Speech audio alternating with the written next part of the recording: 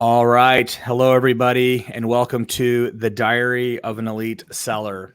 Today, we're talking about the rise of LinkedIn influencers. Is it cringy or is it actually valuable? But first off, I really appreciate you joining me on this journey. The Diary of an Elite Seller is a passion project of mine. I really want this podcast to not only be helpful in your day to day, but I hope it drives you to think. I hope it drives you to consider and to be a guide as you look to not only get better, but to change from the inside out. Life and sales are infinite. There's really no mastery. It's only growth. And I want to be a part of that journey. And the goal for this podcast is to really define what is elite. What does being elite in the corporate world really mean? And who are these people? What do they do? What do they struggle with? Right. And what frameworks and processes and things have they put into place to help them overcome their own obstacles and in order to achieve their greatness and their version of what success means to them. And today I'm joined by my good friend Jesse Woodbury. Hey, Jesse. Hey, happy to be here. Great. Well, I'm glad you're here, man. I'm glad you're here. So I'm gonna give your bio to folks who may not know who you are. Please, obviously, correct me if I mess up anything. But Jesse Woodbury, again, is an accomplished seller, and he has his own podcast as well, and it's called Sales Players. And I have to say, it's actually one of my favorite podcasts. And I really love the format of how quick and actionable the tips and the things you can glean from those conversations are. And I think it's really perfect for those sellers who are either new to title, right? They're brand new sellers, or they're, established sellers, but they're looking to make a career change and looking to break into the tech SaaS scene. And I really think it's become a great resource for those individuals. And so I'll link, some things to the show. And then at the end, we'll talk a little bit more about the show. And I know you've made some updates and have some announcements and certainly want to get into those here. But when Jesse's not slaying SaaS deals or having amazing conversations on his podcast, he is an actually very avid and really good mountain biker. Apparently, I didn't know you can be good at it, but you've won some awards and you've won some races. So that's cool. Right. I placed in some races, and I think good is you haven't broken any bones yet. Only a couple of trips to a urologist. Oh boy. Ouch. Oh boy. Maybe we'll talk about that on a later episode here. But not only is he an avid mountain biker, but he is an incredible chef. He cooks the best macaroni and cheese that I think I've ever had in my life. And then he's also a world traveler. And just all around exciting, interesting person. And so I'm really, really grateful to have you on my inaugural episode of the Diary of an Elite Seller. But Jesse, tell me something real quick though, that the internet or I may not know about you. Yeah. Very select people know about this because all of the evidence, there wasn't a lot of digital evidence, but most of the physical evidence of this has been burned. But when I was, kind of ages 15 through 18, I was the singer and frontman for an emo band, and I went through an emo phase. And there are pictures that do exist. Very few people in my life have ever seen those pictures, but if you can imagine, the long black hair and the may or may not have painted my nails and all that good stuff, the skinny jeans. So did that for a few years. And I'm proud to say that I actually made not very much money, but I have officially made some money as a musician, which is, I guess some kind of a bragging right that I have now is I made like $200 on a Battle of the Bands once. So I feel pretty good about that. Sometimes I lay awake at night and wonder if I should have just pursued that full time. Okay, I've got to find this music and these images that may or may not exist. Yeah, they're probably out there for someone who's who's a real sleuth on the internet could probably find them somewhere. But I mean, you got to go dig through those GeoCities websites that people used to stand up in the early 2000s. I feel like you're bringing out your Trumpism and getting the Russians to look into things. So This feels like I've seen this before. Yeah, so, I probably shouldn't have aired that one out. So I'm sure that people are like, challenge accepted, and I hope that's all they find. Yeah. Yeah, awesome. Well, dude, just all around, really excited to have you on the show. I know we've been some good friends for a while, but it'd be great to have you tell the audience very briefly of kind of our background and how we know each other, and I think that'd be really interesting for the audience. Yeah, this is a story I actually tell quite a bit, as crazy as that sounds. And I'm talking, I don't know, 2018 or 2019, I don't even remember now. But Dustin, you and I kind of met in a period of my career where I wasn't quite sure what to do next and how to get to a place where I was trying to get to, from just a performance and a W-2 standpoint. I was in a strange crossroads. And just a little bit about that, I had come out of an early startup that was not even Series A funded. It was a seed funded company. I actually met the founder and CEO of that company while mountain biking in Austin. Classic. And he hired me the following week in a coffee shop with a number written down on a napkin. I swear to God, that's a true story. So I was coming out of the wreckage of that startup, and I shouldn't say wreckage. Like, ultimately that company went on it sold to another bigger company, and I think everybody did okay. But from a selling standpoint, it was a really hard product to sell. It was in an industry that I didn't understand super well, which was data streaming and DevOps. And so it was challenging to jump into that and try to sell a very technical product with the co-founders being my sales engineers. And so I think that I was just in a really low point where in my head, I thought I had imagined in that role, I was going to stay for 5 years and grow to be the CRO of that company. That was the dream, right? I'd seen other people do that, come in as the first sales hire in a startup and grow with it through 3 or 4 rounds of funding and, employee growth count and those kind of things. And it just didn't happen. After 9 months, I actually walked out because it just wasn't going to work out, right? The writing was on the wall. Win fast, lose fast, right? Win fast, lose fast. After, probably 6 or 7 months, I realized that there wasn't going to be a bright future for me there. There was plans to sell the company already. I didn't have anything vested. So for me, it was like, what am I even doing here? But all the same, that puts you in a really bad headspace. So, enter Dustin. I joined a startup that Dustin was working for already as a, kind of tenured rep there, who was the top guy at the time. And fortunately, being in Texas, they partnered me up with Dustin. I was in Austin. He was in the Dallas area. And my first or second week on the job, I drove up from Austin to, the DFW area and met Dustin in person, which from an onboarding standpoint was probably like, I can't think of another company where my onboarding was this intensive, because that same week, Dustin and I went around and visited several customers that were in the area. We sat on a bunch of calls. We walked through and saw our product in action, which was pretty cool. We were selling a contact center software product. So we got to go walk through a couple of contact centers for some major global brands. And that was a pretty cool boot camp for, week 2 in the job. So after that point, Dustin was he was a coach and a mentor of mine in that role. And, fast forward to about 2 years after that, I closed the largest deal of my career in that role, partly from lessons learned from watching Dustin do that and close some pretty significant notable logos in that company. And we've been collaborators and peers and partners and mentors for each other ever since. I've said this before on my show that everybody should have someone like Dustin in their life that they can, especially in sales, because sometimes you're not going to get the full story from your sales management or even from your peers on your team. And it's good to have a third party, someone who knows you really well, knows your style, knows what you're doing and what you do day to day, that can look at your deals from an outsider perspective and say, you're missing this, or you didn't do this, or you need to go do this, or here's where your risks are. And so Dustin has been that role for me for now the last however many years it's been.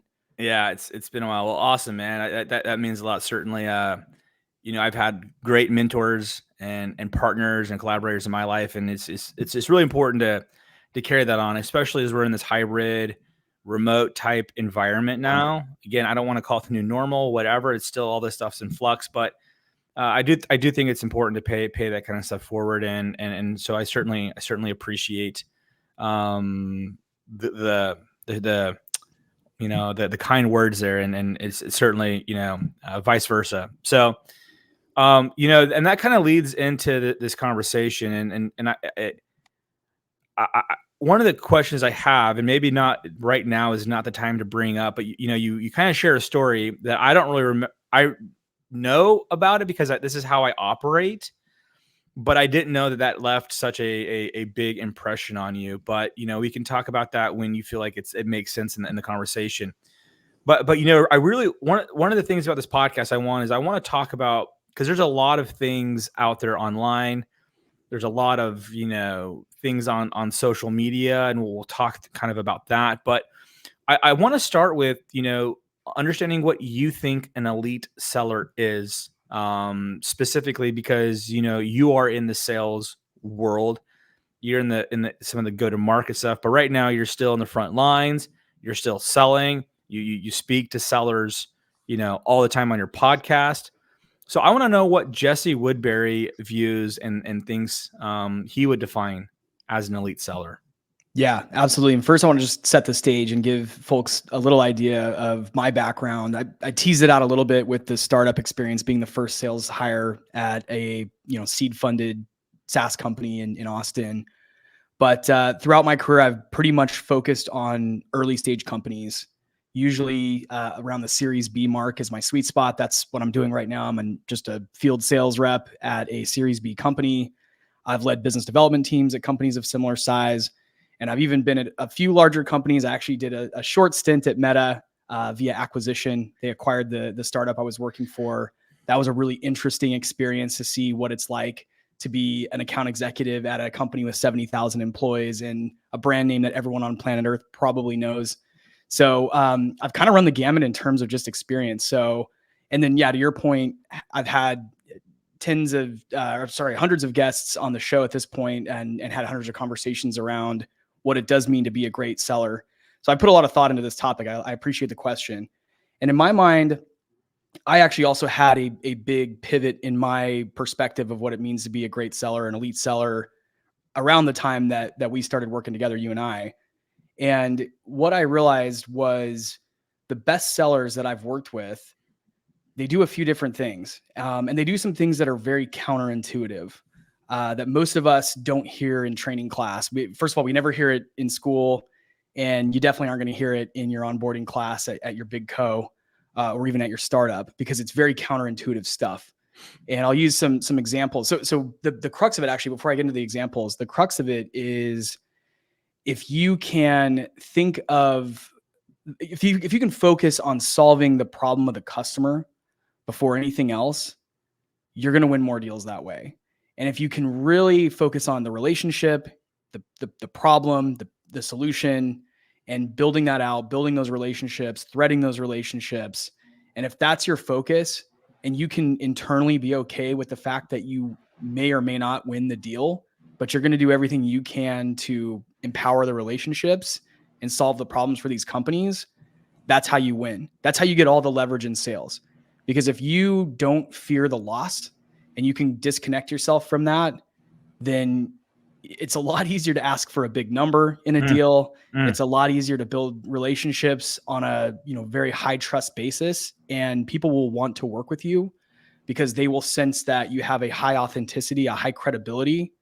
I think the only other piece that I'd add to that is just knowing your industry really well is something else that I've seen helps someone become an elite seller. If you can speak to the day-to-day almost as good as your buyer, then they're going to trust you a lot more, and you're going to build a lot of authenticity and credibility with those people. Yeah, I would agree with that. I definitely see a lot of sellers not understanding the industries that they support. They focus more on the product, and they focus more on what enablement's told them are important, versus really understanding the mechanics of said industry or said prospect. And then making the product knowledge secondary to that. Because I do think the better conversations are really never about your product. It's more about their pain, their issues, and it's how your product can get sprinkled in there to solve some of those big challenges. But you're never going to get that credibility unless you truly have an understanding of how the business really works, not just the surface level stuff. So yeah, I'm really glad you called that out. Yeah. And I want to also say I totally agree with the premise of detaching yourselves from the outcomes. You know, one or two of the there's many people, but the two that stand out to me right now are Chris Albro and Rebecca Fighton. You know, just most recently I worked with those two, and I thought they were masters at having solid business conversations and really detaching themselves from how the product works and listening for those keywords, but really focusing on the bigger pictures and then going backwards to, you know, sprinkle in where the technology could solve those things. So really good call out. Yeah. And really quick example too. I want to, for listeners, because there may be someone out there listening who's thinking, how do I learn more about the industry? I'm a sales rep at, you know, XYZ platform, right? I don't know what a DevOps person does all day. I don't know what a marketing demand gen rep does all day, right? So you actually pointed me early, you know, that pivotal point in my career that we talked about earlier, to how to gather research and to try to embed yourself into the world of your buyer. And what you did was, I think probably second or third week in that same role that I mentioned earlier, you said, hey, here's all these newsletters. Here's all these blogs that I'm following. Here's all these podcasts I'm listening to. Yeah. Here's these industry events that I'm following and trying to get to. Here's these meetup groups that I'm part of, and pointed me towards all those. And that was like a huge light bulb for me. I was like, oh, this is how elite sellers are understanding the career, the role of who they're selling to. And the more you can do that, the more you can kind of embed yourself. And it does take like that ingesting of content and really trying to think as if you're your buyer, and, you know, make believe in a way that you're doing the job of a DevOps person, if that's who you sell to, and really try to get into their mind and say, what is it that sucks, right? Does it suck to evaluate 3 different vendors for, you know, cloud storage? Yes, it does. So how can I make that process easier? Yeah. Well, here's a pro tip on that, especially if you're a little bit more mature in your career. You know, go start your own little business. And like, it isn't being a buyer of technology or being a buyer of, you know, something that you need to stand up a business is super time consuming and really nerve-wracking, because everything sounds the same. You're not really able to understand the nuances between the two. You don't really know if you need all of these things. And I also have a day job.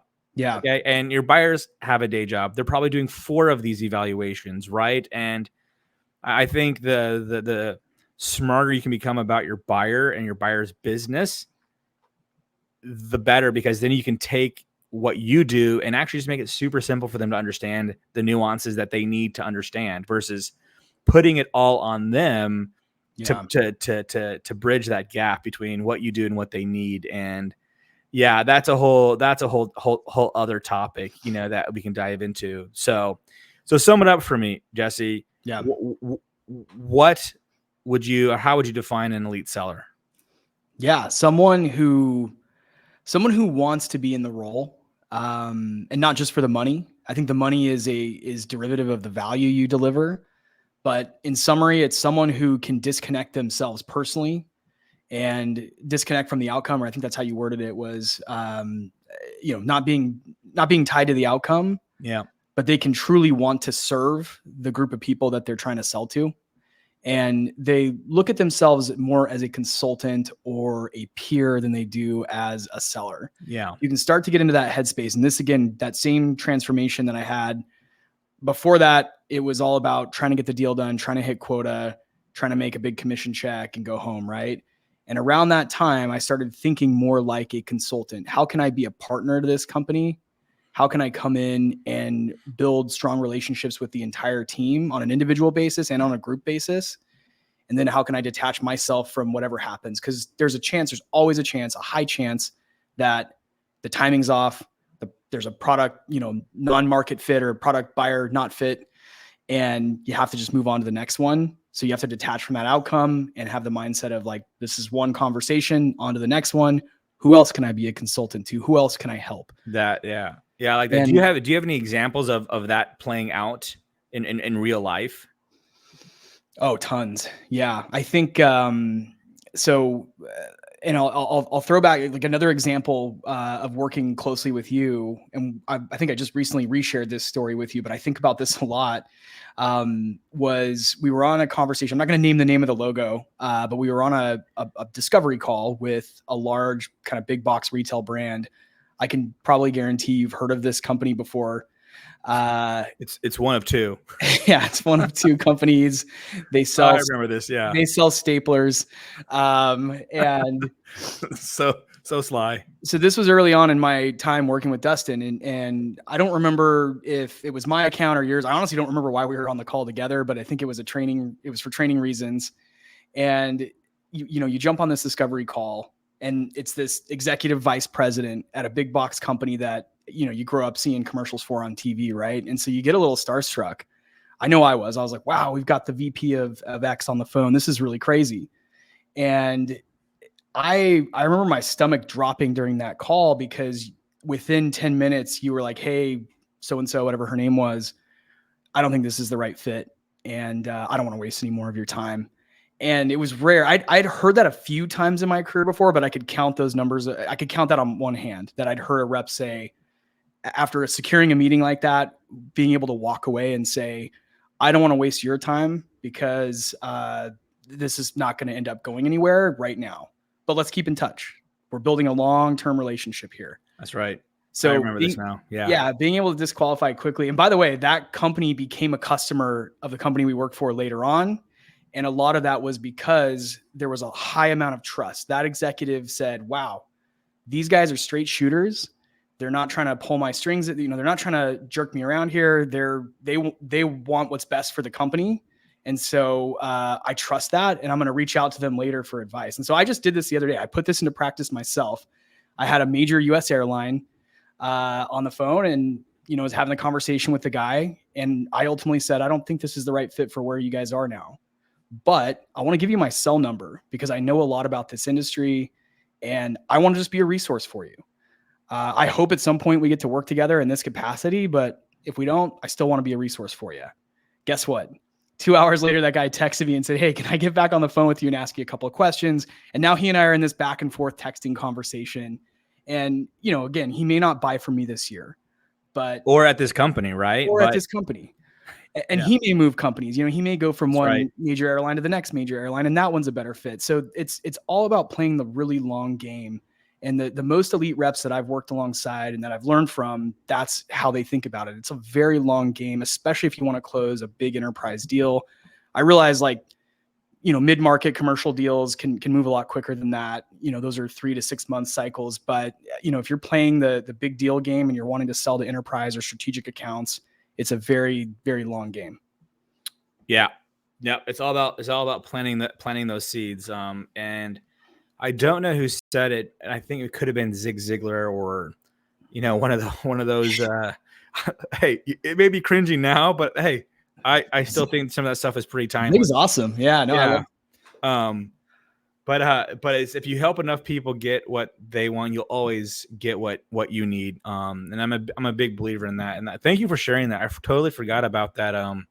That incident. I just think it's I think it's just so important. I mean, it's very hard to do, especially when companies' tools can do so many things. It might be, I think we could have done something, but it would have been a terrible, terrible experience. And, selfishly, I just didn't really want to tarnish my reputation. Yeah.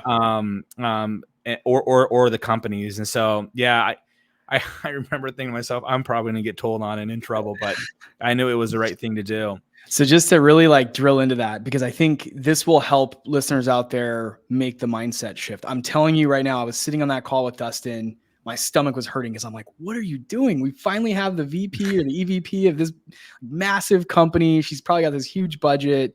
And you're telling her that, we're not the right people for her after 10 minutes.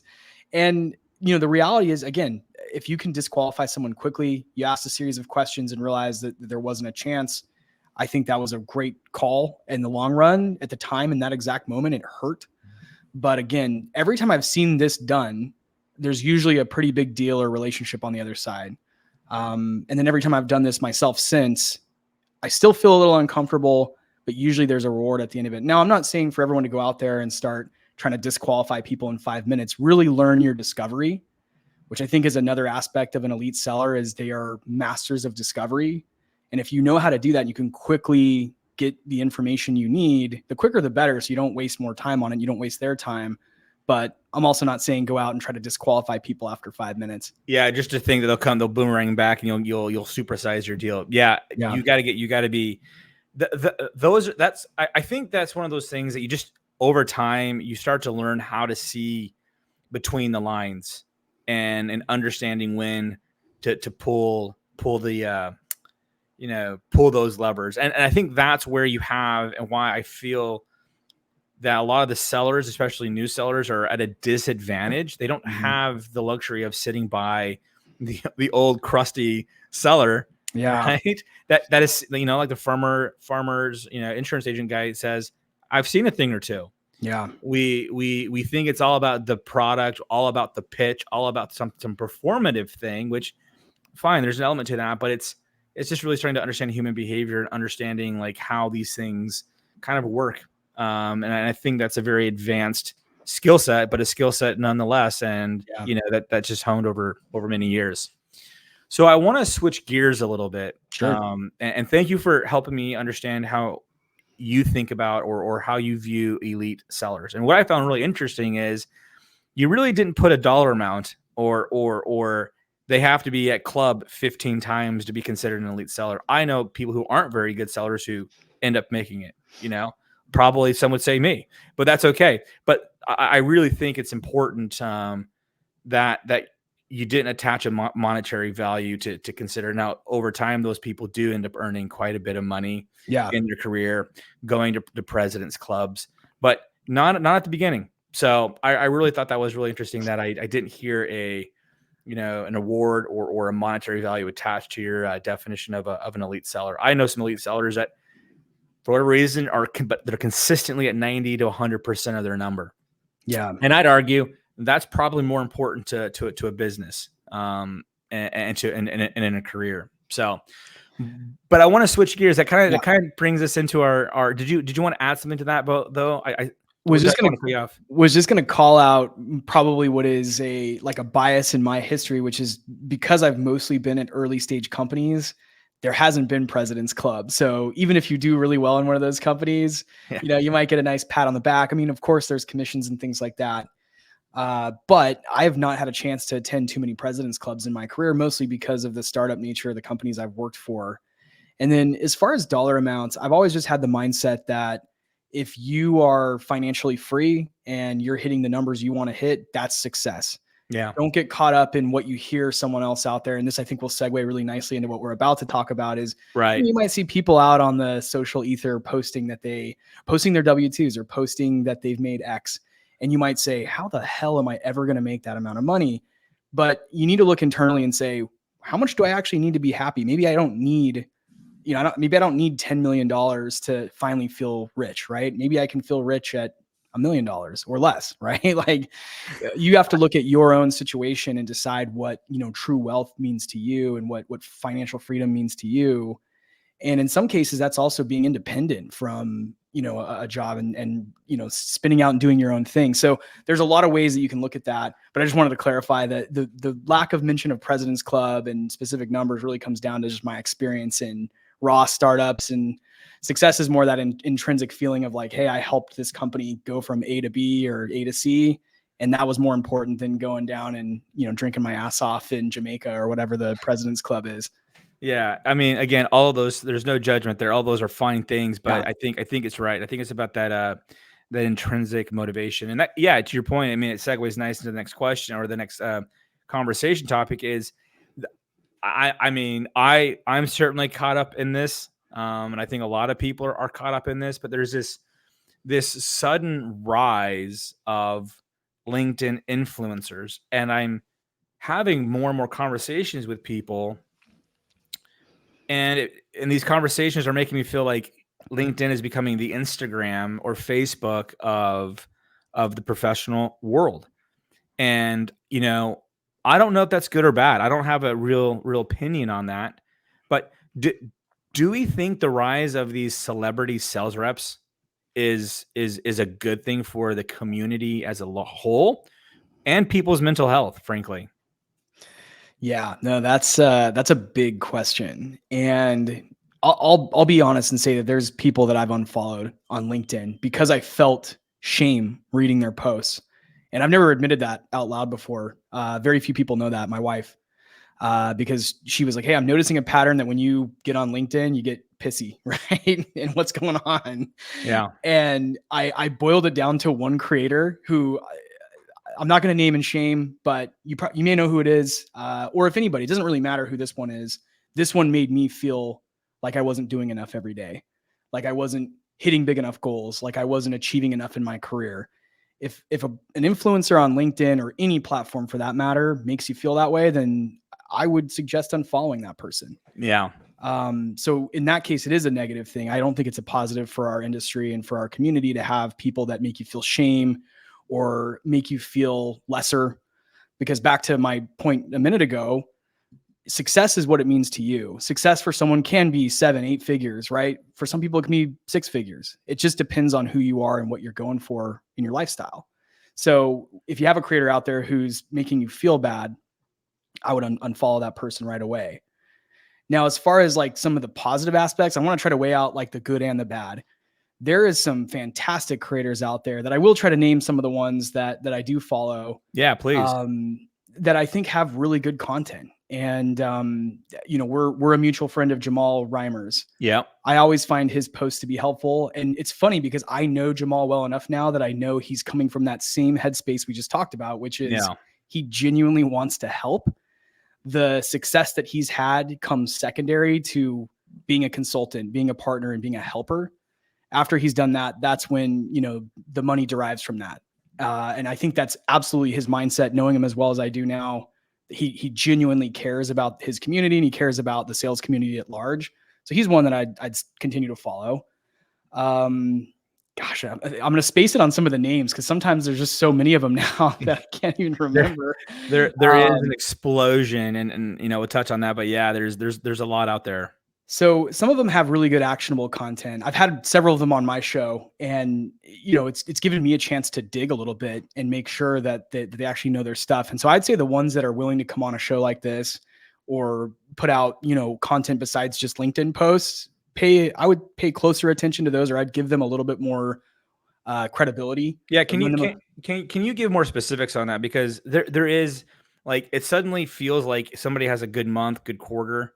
They're a coach. They're a influencer. They're ready to take your money and they'll teach you the ways. Like how, like where do we go from here? I feel like it hasn't reached its peak. And I'll talk about the fractional stuff that I'm seeing, good, bad, ugly, whatever. But talk to me, like how can young sellers, people who don't understand this stuff, they see somebody that's done really well at a name brand company.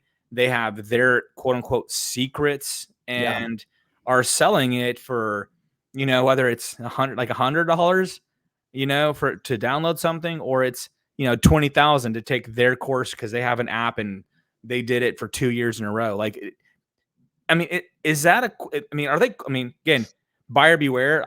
More power to them for putting it out there, but how can sellers and how can people just really know, like, hey, this is good versus, oh, this is recycled. This isn't original. And actually this person is frankly qualified to charge me, tens of thousands of dollars, to go get help.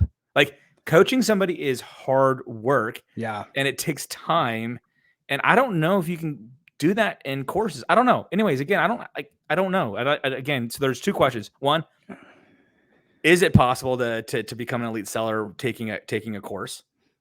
So that's the first question. Let me ask you that question, and then I'll follow up with my my second question on that. This is a great conversation because I have a really, really unique perspective on this for a few reasons. One, probably about 2014, I got really embedded into the digital marketing community. And what I mean by digital marketing is I'm not talking corporate marketing, but I started following people like Pat Flynn. I don't know if people may or may not have heard of these people like Pat Flynn and Noah Kagan. And Yeah, I've heard of him. I'm trying to think who else. There's Sam Ovens is one that people should look up. He's like a New Zealander guy who, and these guys were selling, not most all of them were selling like $1,000 courses on how to become a digital marketer and start an agency and scale it. And so I believe that the current B2B sales thought leader community or LinkedIn influencer community is ultimately going to pop like that one did. What you saw in that digital marketing space was the creators and the people that were putting out stuff that stood the test of time, that were really authentically building something that helped people. They're still around. You can still go find, like, I think Frank Kern is another. I'm just throwing out these names. This is like a whole ecosystem of these people. They used to go on this thing called Warrior Forum, and they would talk about their courses that they were selling for copywriting and for how to start a digital agency and for how to run ads on Facebook or Google or whatever it was. And this whole industry just kind of fell out because it got to a point where everybody was an expert on digital marketing and everybody had a $997 course that they were selling. And it was probably like right before the pandemic that bubble just popped. And of the like hundreds of people that were selling $999 courses, there's probably 3 of them left, right? That actually had a course that was valuable. And I took at least 2 of those courses. I paid thousands of dollars out of my own pocket to learn some of those things. And I actually think those set me apart as a B2B seller, because I took a course back in 2014 on how to build a digital agency and spend money on advertising and hire contractors and things like that. And a few of the skills I learned in that course, I actually applied to my day-to-day as a B2B SaaS seller, right? Right. And so a few of those were helpful. Now, was that the end all be all for making me an elite seller? Probably not. I'm still on that journey, right? But or it's just one arrow in your quiver. I mean, like, right. It's not. Yeah. Anyways. Yeah. No one should expect that a course is going to get them to the end state. But if there's something you can learn from it quickly that you can apply to your role that'll set you on a faster path to that elite seller category, do it. Yeah. I'm definitely not suggesting don't learn. Yeah. Don't be a voracious reader and learner and consume and ask and be a sponge. I mean, that's all important, because I do agree, because then you're going to take pieces of it throughout your career and add to it, and then you add to it again. You know, where I get nervous is the amount of money people are being charged for this. I had one person say, dude, I was being charged $8,000 and I never talked to the quote unquote coach once. And I'm like, that's a lot of money, man. Yeah. And if somebody's there not to help you go learn how to apply it, I mean, I'm sorry, sales is an art form still. Yeah. It's an intuition, and you can't pick up that stuff on its course. Anyways, I'll save my opinions. I do think they have their place. Yeah. Yeah. So anyways, it's just one of those things. And I don't know, like, yeah, it's just crazy to me to see all of a sudden all of these. Look, man, I'm all about finding a market, trying to go after it, trying to capture it, trying to put your spin on it, so to speak. But I mean, it's just mind blowing. Okay, I have a great quarter. I made some decent coin. Yeah. Now I'm going to go become a fractional something. And I just read this post from Jason Limkin about how like fractional people are really struggling, right? You probably have a small sphere of influence. You're like, hey, I'll give you a shot. Hey, I know you're really good, or I remember you 10 years ago being really good. I'll do you a solid and hire you.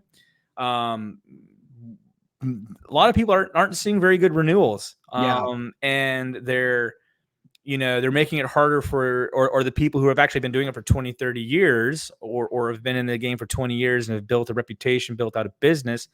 These new people, entering this are dying on the vine. They're walking away from lucrative careers. But they also realize you can't do 2 things at one time like that. Anyways, what is your sense on that? I mean, it may tie back to that digital marketing example you gave, but I mean, has it reached its peak? Are we in for another ride here? Just how are you seeing it, and what are your predictions? I think this year the bubble will start to pop a little bit on it. You'll see a lot of people who have touted themselves as sales coaches or elite sales coaches or whatever, just sort of drop out and go get a job somewhere. If they're doing it full time, maybe they're doing it as a side hustle. They might scale back. They might change up their offering, but I would anticipate a little bit of a pullback. Just given the same Jason Limkin post, it sounds like he's a guy who's having conversations with tons and tons of people in tech sales and the tech industry at large, and he's saying that people in his network are pulling that back as freelancers. So I think we will see a little bit of a pullback. Here's my advice for anybody out there who, and first of all, I do believe it's a great investment, and I'm all in on investing in yourself. You should invest in yourself as a seller and as a business person. Here's what I would do if I were hiring a coach, and I have hired coaches. But you need to be intentional. Maybe you're going to say that, but I think you need to be intentional. Very intentional. And I'm going to share something I've been dying to actually share for a while now on my own show, but you'll hear it here first. So a few years ago, I worked for a unicorn company. You can go back on my LinkedIn and probably figure out who this is. The founder and CEO of that company was a very, very powerful woman. She's probably on an island somewhere because she IPO'd the company and then sold it. So she double whammied, whatever you want to call that. And she said something that has stuck with me for years. And this was about reading, because I was actually talking to her about her favorite business books. I had a chance to sit in a taxi with her once alone, which was really crazy. Not a lot of people get to sit with this, she's probably a 10 millionaire plus, maybe more, in a taxi, and ask her, what are your favorite business books of all time? And she's like, let me tell you something. Before you ask me about my favorite business books, the point of business books is to implement them right away. If you can't implement what you read in that book in the next 6 months, throw the book away, or put it on the shelf until you can implement it within 6 months. And I've taken that same stance, not only for reading, I like that, for podcasts, for video channels, whatever it is, but I think we should also consider that for coaching. If you're hiring a coach because they're going to teach you how to close a $10 million enterprise sale and you're an SDR, it's a bad fit. If you can't implement that in 6 months, then you're probably not spending your resources in the right place. And if I were, let's say, an SDR, I would hire a coach who can help me become the top SDR. And then if I were hiring that coach, I would be asking a lot of questions. How many times were you the top SDR? How many years were you an SDR? How did you do it? What was your unique, sauce that you added to the mix of SDRdom, right? What did you do differently than the gajillion other SDRs that are out there? What qualifies you to teach someone else to do? Just asking very deep. It's the same as if you're hiring a personal trainer. You're going to want to ask them, what does your diet look like? How much do you lift? How many miles can you run? You wouldn't want to hire a trainer that's like, oh yeah, I don't run. Oh, you don't run. You don't do any cardio. No, I don't do cardio. Where do you eat? Well, I had an In-N-Out burger last night. Okay. So it's, you got lucky, or, you won the genetic lottery. And that's where I think you can really sift out the coaches that joined a unicorn company and had a stellar run, and now they believe themselves to be experts, even though all of the factors were in their favor, right? Luck was in their favor. So to vet those out, I would really ask a lot of questions. Same as that kind of gym analogy, or the personal trainer analogy. You really want to try to dig in and see, was it just luck? Are they just gifted? Was it at right place, right time? Or do they really have a playbook that's repeatable, that's teachable, and can be done by multiple people? And are they consistent? Because I think you talked about it earlier, consistency. And I do think consistency is a huge part of being an elite seller. Is, can you repeat what you did month after month, quarter after quarter, year after year? Yeah. I would agree with that. And I mean, I just feel like all of the content and all of the things are already out there in a lot of these books, on YouTube, and watch them. But I mean, I really think, and this is, kind of start wrapping it up here. But I think really what the industry needs is either companies need to hire coaches to help enablement and help ensure these things are getting taught and executed against. I mean, cool. You have, I'm a big believer in sales orchestration technology. I've, worked at a few places that offer really great technology to support, but I don't think it's a replacement for actual coaching and actual developing of individual humans. And what roles does the manager have in this, or his leadership, right? I mean, if they want to hire and have great reps, what are they doing to incubate those great reps and turn them into great reps? I like what you're saying. And I want to add, if you're out there thinking about hiring a coach, I would personally first tap out all of my personal resource, or all my company resources. So that means if I'm no longer learning from my manager some of these things, then that may be actually an opportunity to question whether you're in the right role or not. But let's say you've already tapped out all your, manager's knowledge, all of your peer knowledge. Talk to the top reps in your organization. Yep. Like most of them are willing to talk to you and teach you. Like they would love that opportunity. Top reps, leadership. Have you gone to leadership of the other orgs in your business and learned everything you can about business from them? Because again, back to my premise that good business people become good salespeople. So get good at business. And I guarantee most people out there have not exhausted all those resources yet. And then if you've exhausted all your company's resources, who is your, Dustin like peer, right? Who is someone that you've worked with before that knows what you do every day that you can call up on a weekly and say, help me with my deals. What am I missing here? There's just so many like no cost ways to get mentorship that I think if you've exhausted those and you really feel like you know what A to B looks like for yourself, go find a coach that specifically speaks to that A to B and make sure it's something that you can implement in the next 6 months or less, because otherwise you're paying for something you don't need yet for knowledge that's going to hopefully apply some point in the future. That's right. And that engagement or coaching or whatever may not be made for you. Like there is a couple of really good content creators out there that I really love their content. I really agree with what they're saying, but that's just not me. And that's not how I think. And I am not that type of human. So for me to be coached by that person or have their content would not work for me. I would constantly feel inferior. I'd constantly feel like I'm actually terrible. And that's not like, there's so many ways to be an elite seller. There's so like just be a better version of you. And then that's a conversation we can have later of my thoughts on that. But I land on that. I think it's valuable. I think it's noisy. I think it is noisy. It's noisy, and it takes. I think it's taking it from the value of what some of this stuff. Because I do think so. I think a lot of it is good advice or good stuff, but a lot of it you need to dig in to really understand how to apply it, right? And but I think it's noisy, and I'm not sure. I agree that everybody needs to be doing it. I don't know. Like I feel really bad about that. Everybody deserves a voice, but then at some point it's like it just devalues what I don't know. Again, I'm struggling to have an opinion there because I can see both sides, but in a social space like that, I don't know. It's really hard because I also believe that the way the direction that sales and marketing is going in the future is somewhat content oriented. Yeah. And the proof in that pudding is you look at creators like any big podcaster selling $100,000 worth of ads on their episode of a podcast. That's freaking crazy. Right. And I think that that's now starting to kind of trickle down to other products and other industries. And so I do think it's not going anywhere per se. The coaching side of it and this whole kind of fractional ecosystem that's been starting to inflate around, LinkedIn and around B2B selling. I do think that that's going to pull back a lot this year. Yeah, I would agree with that. I mean, if I were to say, hey, here are the 3 things you should focus on from a LinkedIn perspective as a new seller, as somebody that's trying to like swim through all of this stuff, is I think it's great to develop a personal brand on LinkedIn specifically or on social media.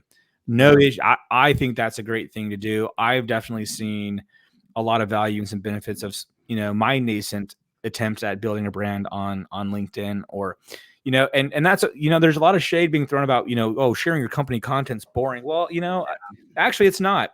Actually, it does help buyers. Buyers do look at your LinkedIn profile. Buyers do look at things like that. What are you sharing? Yeah. What kind of salesperson are you? How do you operate? How do you think? Are you valuable? Do you think about the industry, or are you just pitching, product? They do look at that. Share your wins, share your failures, all good things, right? Yeah. The other thing I would do is I would engage with community, a community of sales professionals, not just a sales professional or not just 1 or 2, but like get in and join some of these Slack groups where there's a bunch of people, talking. Now, this leads me to number 3 is critically evaluate the sales advice you're getting, right, and who it's coming from. I look to you for podcasting advice because you're doing a podcast. It's somewhat, I would say, very, very successful podcast. I'm top 1%. Top 1%. There you go. I'm not asking my neighbor how to do a podcast, right? Or I'm not, asking somebody who's just been on one episode of a podcast how I should go about doing this. And so that's not to say that that person giving advice isn't, they should offer advice. They absolutely can offer advice. But me as a person, I'm probably going to lend more credence to the person who's where I'm looking to go. Yeah. And has been doing it for a while, just because it's just good advice. Yeah. And I don't think that's a bad thing. And I know there's been some shade thrown at people's attempts at trying to call that out on LinkedIn. But again, you have to remember you're the product on LinkedIn, and you're messing with the the product and the business. And so people, of course, are going to get a little nervous about that. But yeah, I do think though, LinkedIn is becoming very content creator heavy. Again, I do think generally it's a good thing. But I do think, hey, I think sellers, especially those who have mental health challenges, like imposter syndrome, which something I struggle with. Yeah, same. I think it's good that you just be critical about what you see online. Take everything with a grain of salt. Definitely seek out people to help you. Definitely seek out community, and certainly build a brand on LinkedIn. And it's gonna feel weird, but all of those things are good things. I just get nervous about the grifters. And again, not every content creator out there is grifting.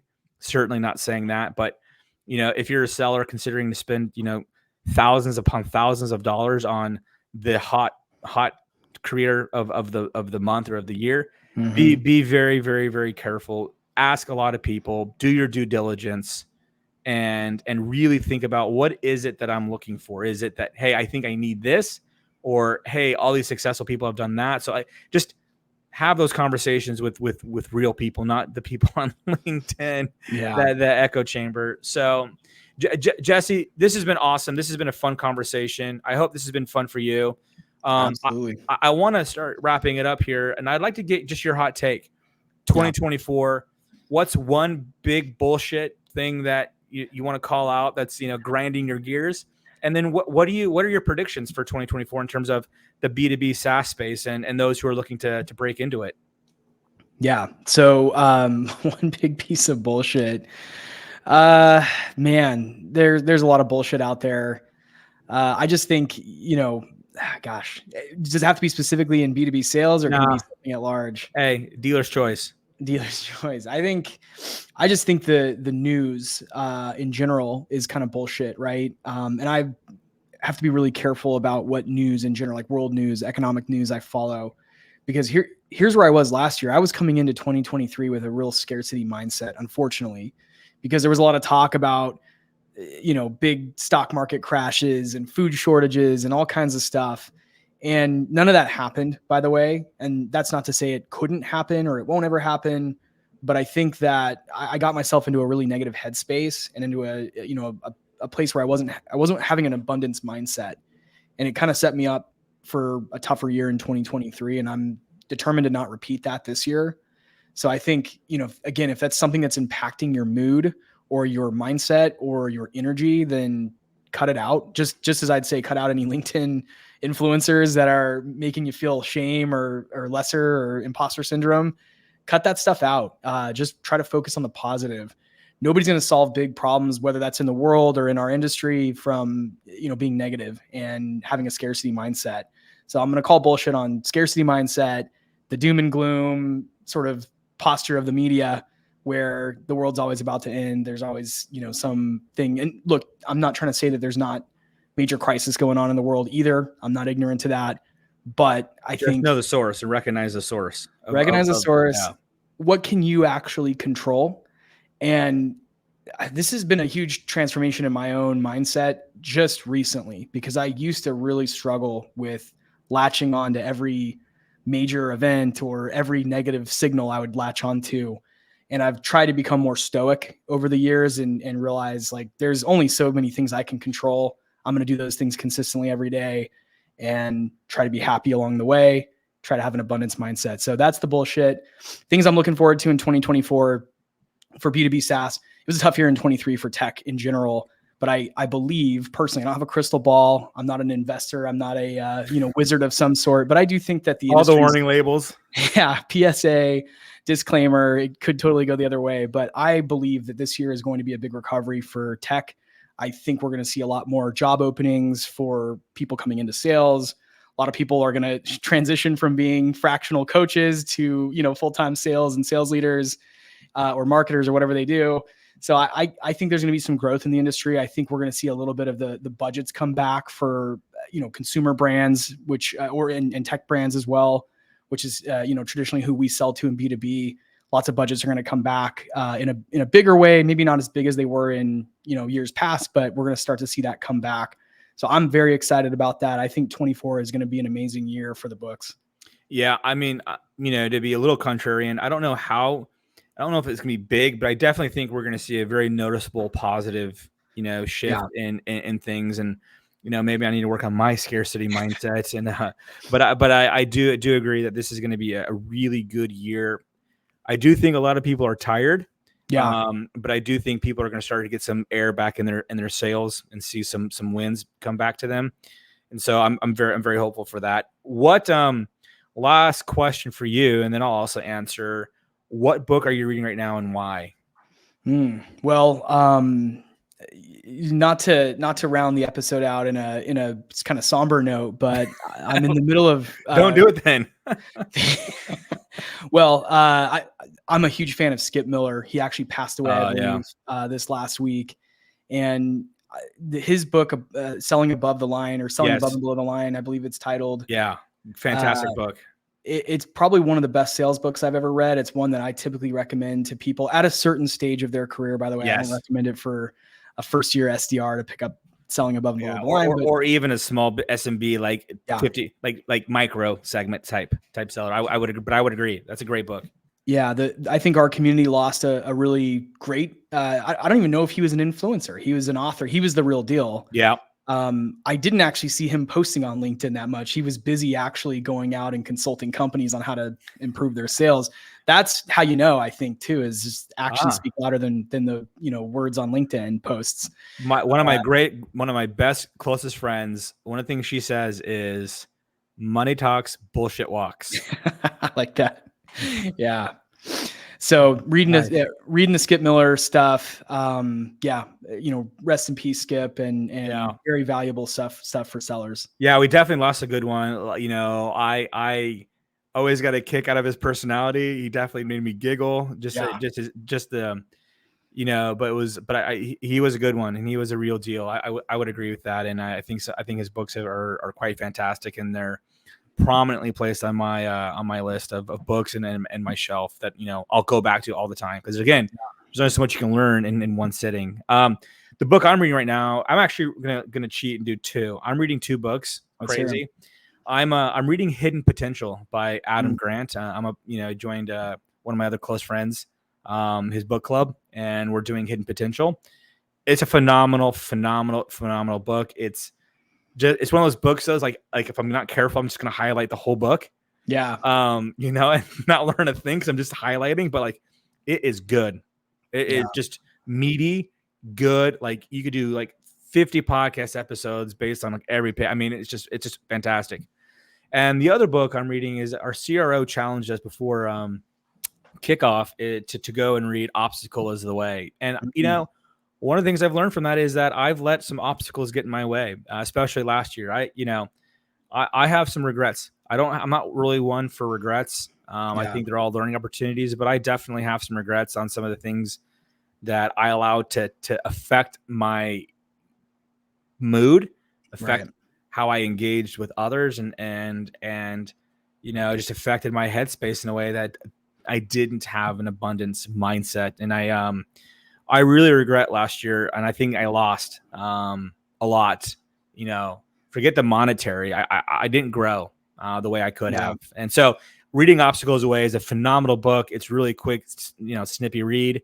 Highly recommend it. Ryan Holiday, fantastic here. Well, Jesse, thank you so much for your time. Thank you all for tuning in to this really fun and insightful conversation on the Diary of an Elite Seller. If you found this episode valuable and interesting and want to dive deeper into the world of elite selling, I've got two important actions for you. One is you've got to subscribe to this podcast. because the guest list and people who have accepted to come on are world class, are incredible, have had and led incredible lives, and are doing incredible things in their business. And some of them are famous. They're out there on the world stage, and some of them are just regular, everyday people who are, I think, in my opinion, some of the most incredible folks that I've ever met. And so I'm really excited to have more conversations with them. So subscribe to this podcast, subscribe to my Substack, and you'll get direct access to all of this content. And please provide any feedback, any questions you want on the show. And the other action I want you to take is I want you to check out Jesse's podcast. I want you to follow Jesse. Jesse also puts out some really incredible podcast content. But Jesse, I want you to pitch your podcast, because I also know you have some really cool changes coming. Yeah. That I want you to have the opportunity to announce. Yeah. And thank you. So, for 3.5 years, I was running the podcast called SaaS Sales Players, and recently rebranded to just Sales Players. The idea behind that is we're trying to get a little bit broader about topics and focus on industries beyond just tech selling. I've actually brought a co-host onto the show with me. He's from a completely different background than I have. He worked as an entrepreneur for a number of years and spent some time in media and some other industries. And so I'm hoping that the two of us can kind of debate a little bit and converse a little bit more about other topics. The premise behind the show is, as I mentioned earlier, if you're good at business, you're going to be great at sales. So learn business first, and then the sales will come. Learn relationships, learn, some of these things that we talked about that make an elite seller. And our goal with the show is to talk about those topics every single week. We have, I've already had some amazing guests on the show, but we have quite a few great ones to come. And then also my co-host and I riff a little bit from time to time, and we'll put that up, usually just on topics that are kind of plaguing the sales industry or are on top of mind for most people that are doing this day to day. So please go subscribe. You'll find the show on any of the streaming platforms and video platforms as well. Awesome. I definitely and highly recommend you doing that. Okay. Stay tuned for more episodes where we continue to unravel the secrets of successful selling and identifying, hey, are they myths or are they secrets, right? Thank you once again for listening. Keep striving to be the best you can be and who you're meant to be. And we'll see you next time. Take care.